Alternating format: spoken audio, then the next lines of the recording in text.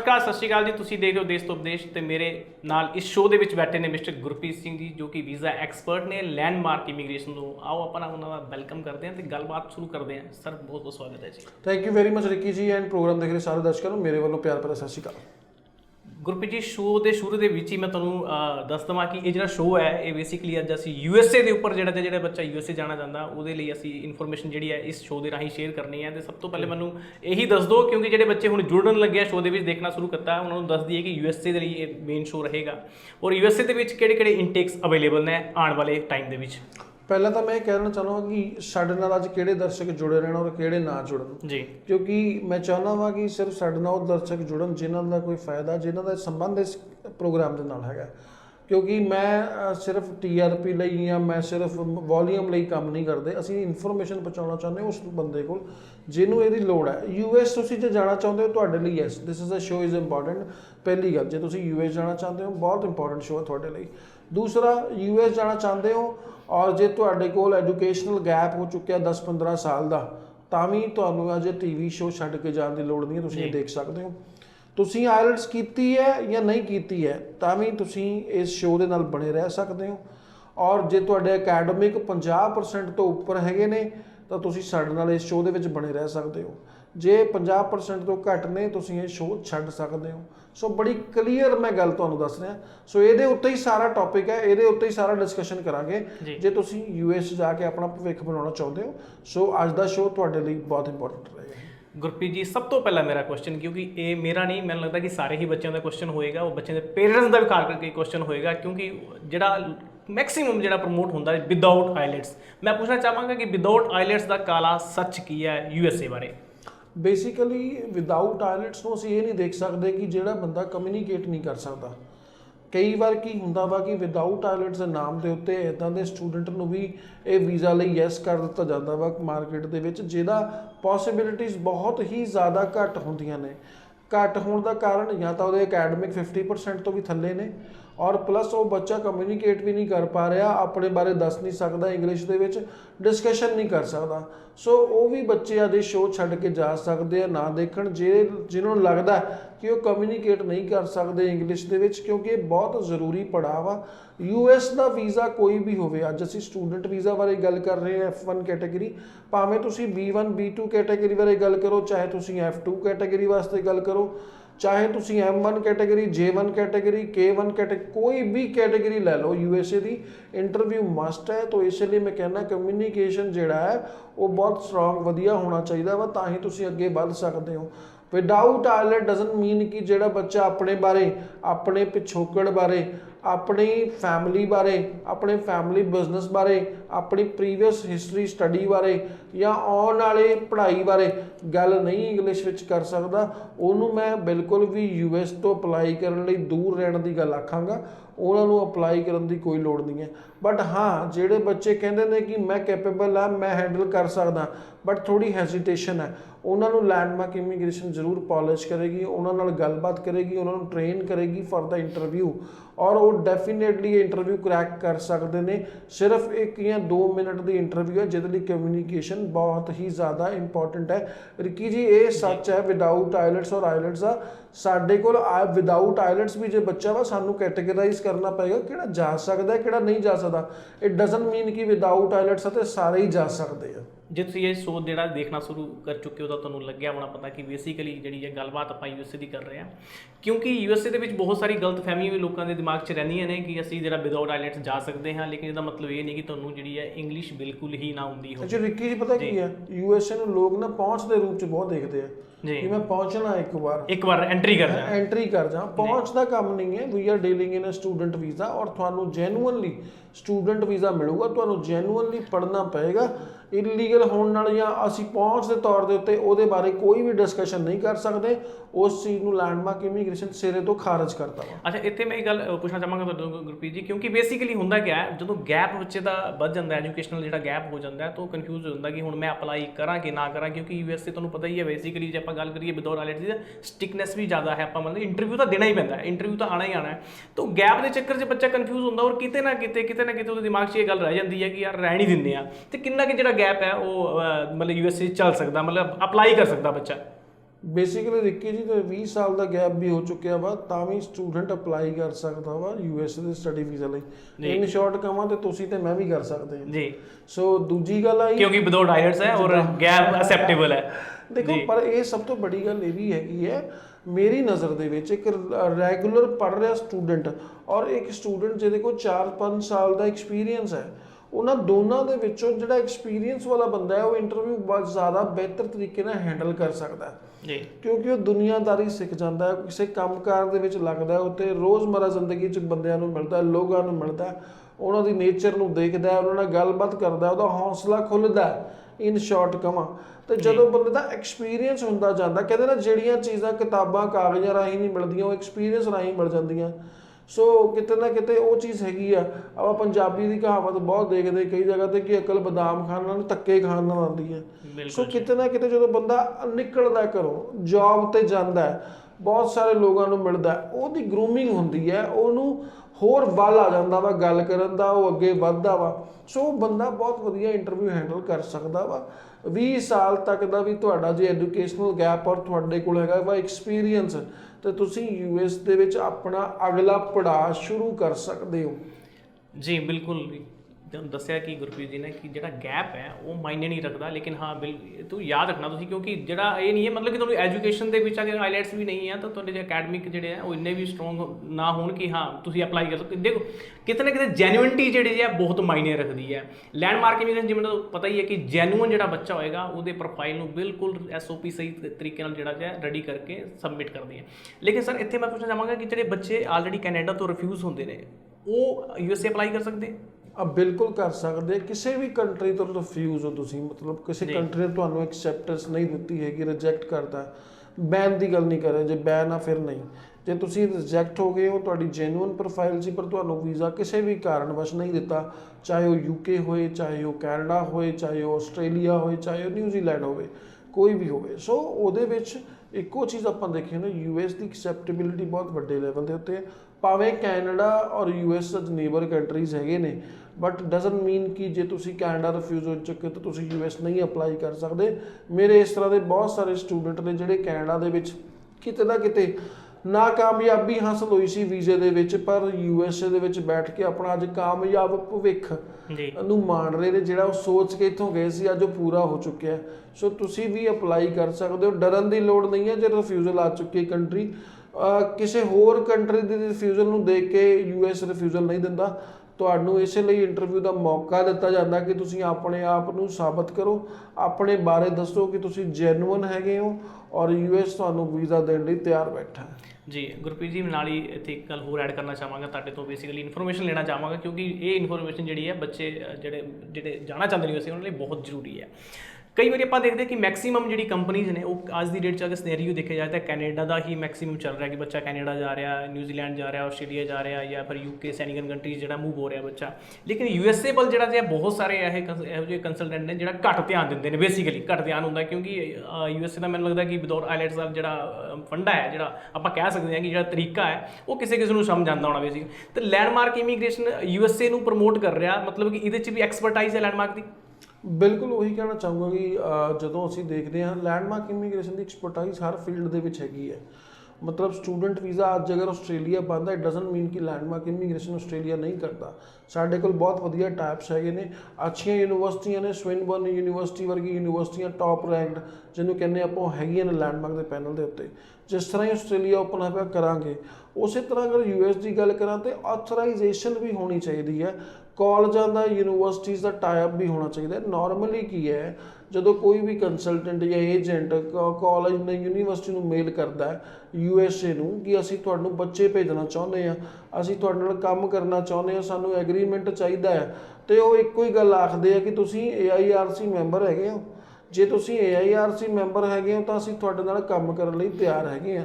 ਇਹ ਇੱਕ ਸਰਟੀਫਿਕੇਸ਼ਨ ਆ AIRC ਦੀ, which is called as a American International Recruitment Council, ਜਿਹੜੀ ਕਿ ਲੈਂਡਮਾਰਕ ਇਮੀਗ੍ਰੇਸ਼ਨ ਕੋਲ ਹੈਗੀ ਹੈ, ਔਰ ਜਿਹਦੇ ਸਦਕਾ ਅੱਜ ਲੈਂਡਮਾਰਕ ਇਮੀਗ੍ਰੇਸ਼ਨ ਨਾਲ 100 ਦੇ ਹਿਸਾਬ ਨਾਲ ਸਟੂਡੈਂਟ ਜਿਹੜੇ ਆ ਜਾਂਦੇ ਨੇ, ਹਜ਼ਾਰਾਂ ਦੇ ਹਿਸਾਬ ਨਾਲ 100 ਦੇ ਹਿਸਾਬ ਨਾਲ ਇੰਸਟੀਟਿਊਸ਼ਨ ਹੈਗੇ ਨੇ ਜਿਹੜੇ ਸਾਡੇ ਨਾਲ ਕੰਮ ਕਰਨਾ ਚਾਹੁੰਦੇ ਨੇ। ਸੋ ਮਤਲਬ ਕਿਤੇ ਨਾ ਕਿਤੇ ਲਾਇਸੈਂਸ ਹੋਣੇ ਜ਼ਰੂਰੀ ਨੇ ਔਰ ਤੁਹਾਡੀ ਜੈਨੂਅਨ ਕੰਸਲਟੈਂਸੀ ਹੋਣੀ ਜ਼ਰੂਰੀ ਹੈ।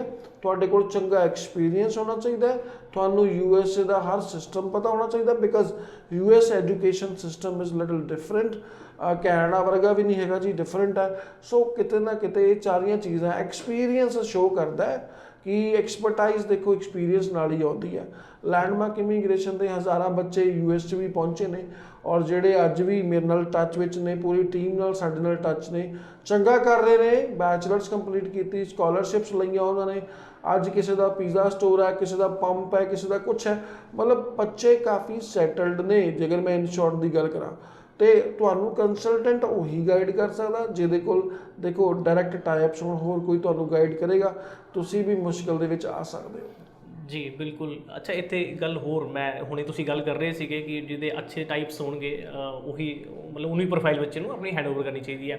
ਬਈ ਕੱਲ ਬੱਚੇ ਦਾ ਬਹੁਤ ਸਾਰੇ ਡਾਊਟ ਹੈ ਦਿਮਾਗ ਦੇ ਵਿੱਚ ਕਿ ਕਿਤੇ ਨਾ ਕਿਤੇ PR ਨੂੰ ਲੈ ਕੇ, ਅਗਰ ਕੈਨੇਡਾ ਦੀ ਗੱਲ ਕੀਤੀ ਜਾਏ ਤਾਂ ਬੱਚੇ ਨੂੰ ਲੱਗਦਾ ਕਿ ਠੀਕ ਹੈ ਮੈਂ ਇੱਕ ਵਾਰੀ ਕੈਨੇਡਾ ਪਹੁੰਚ ਗਿਆ ਤੇ PR ਲੈ ਲਾਂਗਾ, ਲੇਕਿਨ USA ਦੇ ਵਿੱਚ ਜਦੋਂ ਅਪਲਾਈ ਕਰਨਾ ਹੁੰਦਾ ਤਾਂ ਬੱਚਾ ਡਾਊਟਫੁਲ ਹੁੰਦਾ ਕਿ PR ਮਿਲੇਗੀ ਜਾਂ ਨਹੀਂ ਮਿਲੇਗੀ। PR ਦੇ ਲਈ USA ਵਿੱਚ ਕੀ ਆਪਸ਼ਨ ਹੈ ਬੱਚਿਆਂ ਲਈ, ਕਿਉਂਕਿ ਪੈਸਾ ਜਿਹੜਾ ਜੇ ਮਾਇਨੇ ਰੱਖਦਾ ਹੈ। ਕਿਸੇ ਜਿਹੜਾ ਵੀ ਇੱਥੋਂ ਪੰਜਾਬ ਤੋਂ ਜਾਂਦਾ ਕੋਈ ਵੀ ਬੱਚਾ ਕਿਤੇ ਵੀ ਮਤਲਬ ਹਰਿਆਣਾ ਤੋਂ ਹਿਮਾਚਲ ਕਿਤੋਂ ਵੀ ਜਾਂਦਾ, ਬੇਸਿਕਲੀ ਆਲ ਓਵਰ ਇੰਡੀਆ ਤੋਂ ਲੈ ਕੇ ਚਲੀਏ ਕਿਤੋਂ ਵੀ ਜਾਂਦਾ ਹੈ, ਉਹਦੇ ਦਿਮਾਗ 'ਚ ਗੱਲ ਹੁੰਦੀ ਹੈ ਕਿ ਕਿਤੇ ਮੈਨੂੰ ਇਹ ਤਾਂ ਨਹੀਂ ਵਾਪਸ ਆਉਣਾ ਪਏਗਾ US, PR ਨਹੀਂ ਮਿਲੇਗੀ। ਕਿਉਂਕਿ ਕੈਨੇਡਾ ਦੇ ਵਿੱਚ ਕਿਤੇ ਨਾ ਕਿਤੇ ਆਪਾਂ ਮੰਨਦੇ ਹਾਂ ਕਿ ਇਹ ਠੀਕ ਹੈ ਇੱਕ ਵਾਰੀ ਬੱਚਾ ਚਲਾ ਗਿਆ ਤਾਂ ਉਹ PR ਲੈ ਲੇਗਾ ਕਿਉਂਕਿ ਉੱਥੇ ਚਾਂਸਸ ਮੈਕਸਿਮਮ ਨੇ PR ਦੇ। ਲੇਕਿਨ USA ਦੇ ਵਿੱਚ ਕੀ ਚਾਂਸਸ ਨੇ? USA ਦੇ ਵਿੱਚ ਵੀ ਚਾਂਸਸ ਬਹੁਤ ਬ੍ਰਾਈਟ ਨੇ, ਬਟ ਸਟੂਡੈਂਟ ਨੂੰ ਗਾਈਡ ਨਹੀਂ ਕੀਤਾ ਜਾਂਦਾ। ਗਾਈਡੈਂਸ ਉਸ ਲੈਵਲ ਦੇ ਉੱਤੇ ਮਾਰਕੀਟ ਦੇ ਵਿੱਚ ਨਹੀਂ ਅਵੇਲੇਬਲ ਹੈਗੀ ਹੈ USA ਦੇ ਲਈ। ਰੀਜ਼ਨ ਬੀਇੰਗ ਅੱਜ ਕਹਿੰਦੇ ਨੇ ਕਿ US ਦੇ ਵਿੱਚ part time work, full time work allowed ਨਹੀਂ ਹੈ, ਕੁਛ ਨਹੀਂ ਹੈ।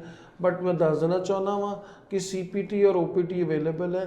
CPT is a curriculum practical training, ਮਤਲਬ ਡਿਊਰਿੰਗ ਤੁਹਾਡੀ ਪੜ੍ਹਾਈ ਤੁਸੀਂ ਕੰਮ ਕਰ ਸਕਦੇ ਹੋ। OPT ਮਤਲਬ ਤੁਹਾਡੇ ਜਿਹੜਾ ਪੜ੍ਹਾਈ ਹੈ ਉਹਨੂੰ ਖਤਮ ਕਰਨ ਤੋਂ ਬਾਅਦ, that's called A optional practical training. ਮਤਲਬ ਦੋਨੋਂ ਤਰ੍ਹਾਂ ਦੇ ਵਰਕ ਵੀ ਅਵੇਲੇਬਲ ਹੈ। ਜੇ ਤੁਹਾਡਾ ਪ੍ਰੋਗਰਾਮ STEM ਦੇ ਅੰਦਰ ਆਉਂਦਾ ਹੈ ਤਾਂ ਤੁਸੀਂ ਆਪਣੇ ਪ੍ਰੋਗਰਾਮ ਤੋਂ ਬਾਅਦ ਵਰਕ ਪਰਮਿਟ ਵੀ ਲੈ ਸਕਦੇ ਹੋ, ਆਪਣਾ ਸਭ ਕੁਝ ਕਰ ਸਕਦੇ ਹੋ। ਹੁਣ STEM ਦੇ ਬਾਰੇ ਤੁਸੀਂ ਨਾਰਮਲ ਏਜੰਟ ਕੋਲ ਜਾਓਗੇ, ਜਦੋਂ ਤੁਸੀਂ ਉਹਨੂੰ ਪੁੱਛੋਗੇ ਕਿ ਮੈਨੂੰ ਪ੍ਰੋਗਰਾਮ ਚਾਹੀਦਾ STEM ਦੇ ਅੰਦਰ, ਪਹਿਲਾਂ ਤਾਂ ਗੂਗਲ 'ਤੇ ਸਰਚ ਕਰੂਗਾ ਕਿ STEM ਹੁੰਦਾ ਕੀ ਹੈ, ਕਿ STEM ਇਨ USA ਹੈ ਨਾ। तो मतलब ये सारिया चीज़ों का फायदा तुहानूं तां ही मिलेगा जो तुसीं एक इस तरह के कंसलटेंट कोल जाओगे जिहड़े एक्सपीरियंस ने, जिहड़े ट्रेंड ने, जिन्होंने पता है US बारे। हुण STEM मैं दस दिना वा, जे साडे कुछ होर भी जिहड़े लोग ये देख रहे, जिहड़े काम करते हैं प्रोग्राम देख रहे होणगे, उन्हां लई भी बेनीफिट हो जाऊगा। STEM called science, technology, engineering and mathematic. So जे तुसीं इन्हां संबंधित प्रोग्रामां दे विच USA दे विच कदम रखते हो तो तुहानूं फुल टाइम अगे जॉब ऑफर्स दे लई, अगे वर्क परमिट्स दे लई कदी भी प्रॉब्लम नहीं आएगी।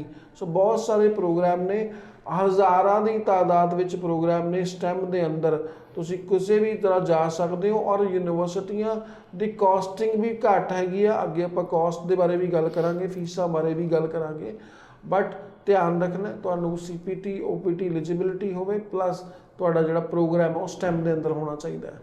जी बिल्कुल, जिवें कि तुहानूं दस्सिया जिहड़ा तुहाडा प्रोग्राम है उस टाइम के अंडर होना चाहिए, क्योंकि ये इन्फॉर्मेशन जी है ये सिर्फ लैंडमार्क इमीग्रेशन तुहानूं शो के राही दे रहा, हर कोई नहीं दसदा। और बच्चा किते ना किते गुमराह हो जाता है, किते ना किते प्रोफाइल के नाल जिहड़ा जो है वो खेल जाता है। आप बेसिकली गल करिए तो गुरप्रीत जी, स्पाउस नूं लेके भी बहुत सारे इहो जिहियां गल्लां मार्केट के सामने आउंदियां ने कि USA जिहड़ा जो है स्पाउस नूं लेके स्टिक्ड है बहुत। कैनेडा दे विच तां चलो फिर भी आफ्टर सम टाइम कुछ देर बाद जिहड़ा जो है कोई भी अपने स्पाउस नूं बुला सकता है, अपने किसी स्टूडेंट अपने पेरेंट्स नूं बुलाना उन्होंने भी बुला सकता है। लेकिन USA की गल करिए तो बच्चा किते ना किते कन्फ्यूज होता है कि स्पाउस नूं लेके, क्योंकि गाइडेंस जिहड़ी है प्रॉपर नहीं दी जाती किसी वालों भी। तो स्पाउस का की स्टेटस है USA किसी ने जाना होवे तां?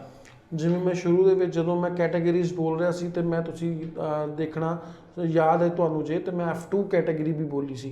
जदों F2 कैटेगरी की गल करते हैं, स्टूडेंट वीज़ा स्टैंड्स अंदर दा F1 कैटेगरी। जदों स्पाउस ने जाना हुंदा तो वो F2 कैटेगरी हुंदी है। कई यूनिवर्सिटी कॉलेजेस अलाउ करते हैं कि तुसीं इकट्ठे भी अपलाई कर सकते हो, बट कई नहीं भी करते।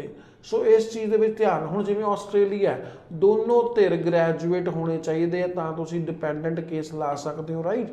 तो तुहाडी मैरिज घट्टो घट्ट 2 साल पुरानी होनी चाहिए है अकॉर्डिंग टू आस्ट्रेलियन रूल्स।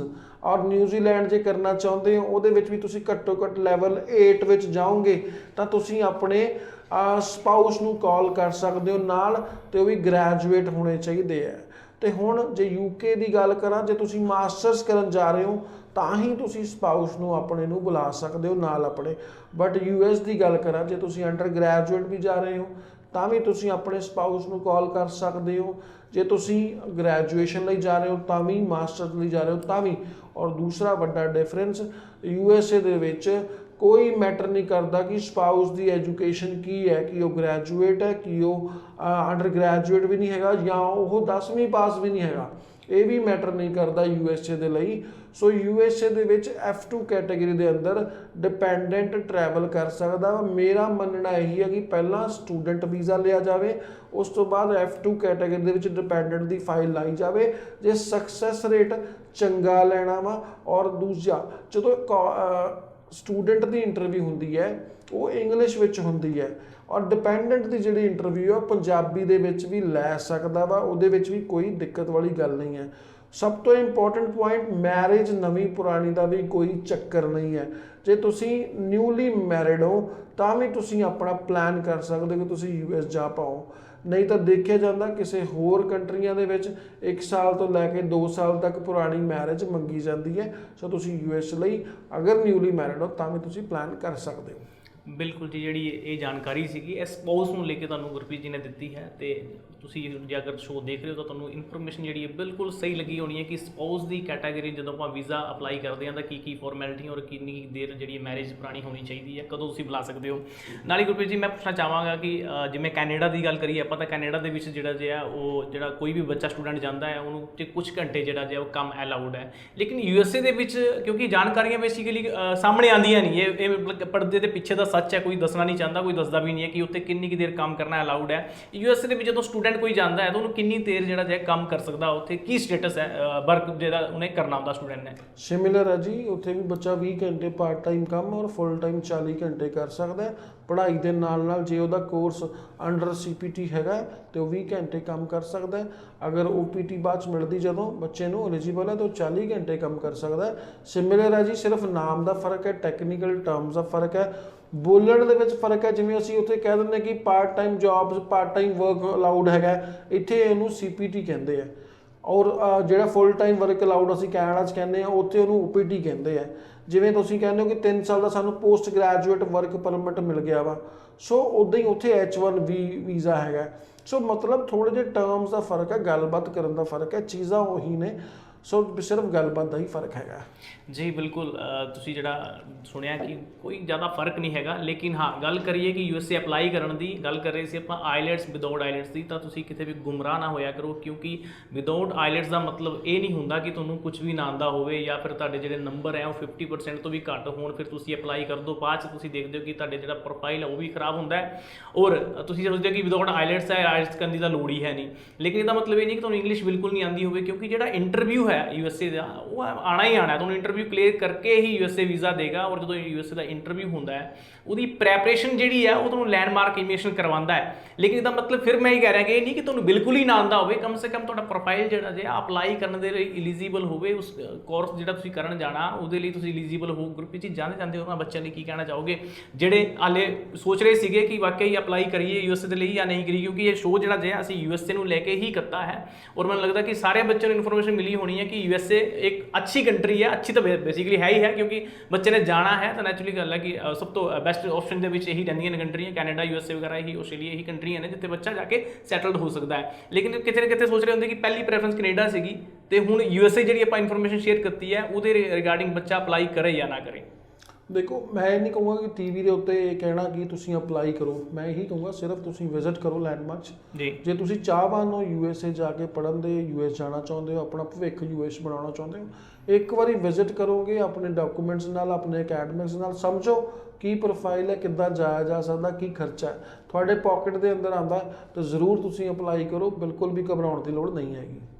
ਜੀ ਬਿਲਕੁਲ ਹੁਣ ਟਾਈਮ ਹੋ ਚਲਿਆ ਜੀ ਉਹਨਾਂ ਬੱਚਿਆਂ ਨਾਲ ਮਿਲਣ ਦਾ ਜਿਨ੍ਹਾਂ ਦੇ ਇਸ ਵਾਰੀ ਆਪਾਂ ਤੁਹਾਨੂੰ ਉਹਨਾਂ ਬੱਚਿਆਂ ਨਾਲ ਵੀ ਮਿਲਾ ਰਹੇ ਹਾਂ, ਖਾਸ ਕਰਕੇ ਉਹਨਾਂ ਦੇ ਪੇਰੈਂਟਸ ਨਾਲ ਵੀ। ਕੋਸ਼ਿਸ਼ ਸਾਡੀ ਇਹ ਰਹਿੰਦੀ ਹੈ ਕਿਉਂਕਿ ਜਦੋਂ ਵੀਜ਼ਾ ਆਉਂਦਾ ਬੱਚੇ ਦਾ ਤੇ ਉਹਦੇ ਨਾਲ ਪੇਰੈਂਟਸ ਵੀ ਰਿਸੀਵ ਕਰਨ ਆਉਂਦੇ ਆ, ਪਾਸਪੋਰਟ ਜਦੋਂ ਲੈਣਾ ਹੁੰਦਾ ਹੈ, ਤੇ ਸਾਡੀ ਕੋਸ਼ਿਸ਼ ਰਹਿੰਦੀ ਹੈ ਕਿ ਬੱਚੇ ਨਾਲ ਤਾਂ ਗੱਲਬਾਤ ਕਰਾਈਏ ਉਹਨਾਂ ਦੇ ਪੇਰੈਂਟਸ ਨਾਲ ਵੀ ਗੱਲਬਾਤ ਕਰਾਈਏ ਤੁਹਾਡੀ। ਤੇ ਕਿਉਂਕਿ ਜਦੋਂ ਬੱਚੇ ਦਾ ਵੀਜ਼ਾ ਆਇਆ ਹੁੰਦਾ ਤਾਂ ਪੇਰੈਂਟਸ ਦੇ ਜੋ ਫੇਸ ਤੇ ਸਮਾਈਲ ਹੁੰਦੀ ਹੈ ਵਾਕਿਆ ਹੀ ਉਹ ਦੇਖਣ ਵਾਲੀ ਹੁੰਦੀ ਹੈ। ਕਈ ਵਾਰ ਤਾਂ ਅਸੀਂ ਇਹੋ ਜਿਹੇ ਜਿਹੜੇ ਚਾਂਸ ਦੇਖੇ ਨੇ ਕਿ ਵਾਕਈ ਜੇ ਪੇਰੈਂਟਸ ਦੀ ਅੱਖਾਂ 'ਚੋਂ ਆਂਸੂ ਨਿਕਲ ਜਾਂਦੇ ਨੇ, ਕਿਉਂਕਿ ਉਹਨਾਂ ਦੇ ਜਿਹੜੇ ਐਕਸਪੀਰੀਅੰਸ ਹੁੰਦੇ ਨੇ ਕਿਤੇ ਨਾ ਕਿਤੇ ਉਹ ਮਾਇਨੇ ਰੱਖਦੇ ਨੇ। ਔਰ ਲੈਂਡਮਾਰਕ ਇਮੀਗ੍ਰੇਸ਼ਨ ਜਦੋਂ ਉਹਨਾਂ ਦਾ ਵੀਜ਼ਾ ਜਿਹੜਾ ਜਿਹਾ ਉਹਨਾਂ ਨੂੰ ਹੈਂਡਓਵਰ ਕਰਦਾ ਹੈ ਤਾਂ ਉਹ ਜਿਹੜੇ ਐਕਸਪੀਰੀਅੰਸ ਨੇ ਉਹ ਤੁਸੀਂ ਜ਼ਰੂਰ ਦੇਖਿਆ ਕਰੋ, ਕਿਉਂਕਿ ਤੁਹਾਨੂੰ ਕਿਤੇ ਨਾ ਕਿਤੇ ਉਹ ਮੋਟੀਵੇਟ ਕਰਦੇ ਹੋਣਗੇ ਅਪਲਾਈ ਕਰਨ ਦੇ ਲਈ, ਕਿਤੇ ਨਾ ਕਿਤੇ ਲੈਂਡਮਾਰਕ ਦੇ ਆਫਿਸ ਵਿਜ਼ਿਟ ਕਰਨ ਲਈ। ਆਓ ਆਪਾਂ ਗੱਲਬਾਤ ਕਰਦੇ ਹਾਂ ਤੇ ਦੇਖਦੇ ਹਾਂ ਕਿ ਕੀ ਕਹਿਣਾ ਇਹਨਾਂ ਪੇਰੈਂਟਸ ਦਾ ਔਰ ਖਾਸ ਕਰਕੇ ਬੱਚਿਆਂ ਦਾ।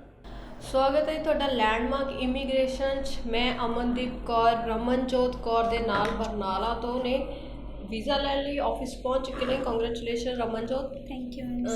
ਰਮਨਜੋਤ ਨਾਲ ਗੱਲਬਾਤ ਕਰਦੇ ਹਾਂ ਕਿ ਉਹਨਾਂ ਨੂੰ ਲੈਂਡਮਾਰਕ ਬਾਰੇ ਕਿਵੇਂ ਪਤਾ ਲੱਗਿਆ ਸੀ ਔਰ ਉਹਨਾਂ ਦਾ ਐਕਸਪੀਰੀਅੰਸ ਕਿਵੇਂ ਰਿਹਾ, ਸਰਵਿਸਿਜ਼ ਕਿਵੇਂ ਦੀਆਂ ਲੱਗੀਆਂ ਤੇ ਬਾਕੀ ਉਹਨਾਂ ਦਾ ਅੱਗੇ ਪ੍ਰੋਸੈਸ ਕਿਵੇਂ ਚੱਲਿਆ, ਤੇ ਗੱਲਬਾਤ ਕਰਦੇ ਹਾਂ। ਰਮਨਜੋਤ ਸਵਾਗਤ ਹੈ ਤੁਹਾਡਾ ਲੈਂਡਮਾਰਕ ਇਮੀਗ੍ਰੇਸ਼ਨ 'ਚ। ਅੱਜ ਵੀਜ਼ਾ ਲੈ ਕੇ ਕਿਵੇਂ ਦਾ ਲੱਗ ਰਿਹਾ ਤੁਹਾਨੂੰ? I am so glad after getting a visa from Landmark Immigration. I'm really very happy today because it's about time to complete my desire to visit in Canada soon.